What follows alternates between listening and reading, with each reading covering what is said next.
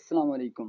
ज़िमनी इम्तिहान में रासिब तलबा व तलेबात को बिल्कुल भी इजाज़त नहीं है। रासिब तलबा व तलेबात ज़िमनी इम्तिहान नहीं दे सकते। ये बहुत ज़्यादा पूछ रहे थे तलबा व तलेबात, एक बात हो गई। दूसरी बात, अगर आपके 400 नंबर भी हैं ना, आपका अगर ज़िमनी लिखा हुआ आ गया है तकदीर में नीचे, एक पेपर में आपके 30 नंबर हैं, ज़िमनी लिखा हुआ आया है, तो आपने ज़िमनी इम्तिहान लाज़मी देना है उस पेपर का। 2 बातें।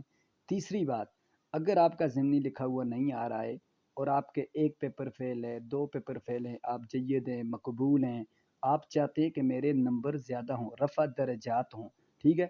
तो आप ज़िमनी इम्तिहान में शिरकत कर सकते हैं। यानी कि उन पेपर्स की आप ज़िमनी इम्तिहान में शिरकत करके नंबर बढ़ा सकते हैं, अगर आप मकबूल हैं, जय्यद हैं, जो भी हैं। तो ये 3 बातें मैंने आपको बता दी हैं। अब चौथी बात ये है कि अगर आपके अभी आप रासिब हैं और आपने नज़र षानी के लिए अप्लाई कर दिया है 20 रमज़ान से पहले-पहले, तो आपका रिज़ल्ट 10 शव्वाल से पहले आ जाएगा। अगर रिज़ल्ट आता है उसमें आपका ज़िमनी लिखा हुआ आता है, तो आप ज़िमनी इम्तिहान में शिरकत फिर कर सकेंगे। ये रासिब तलबा-तलबात के लिए एक ऑप्शन है। और अगर आप चाहते हैं कि आपका रिज़ल्ट आ गया, फिर भी आपका ज़िमनी नहीं लिखा, मकबूल हैं, तो आप ज़िमनी में फिर भी रफ़ा दर्जात के लिए शिरकत कर सक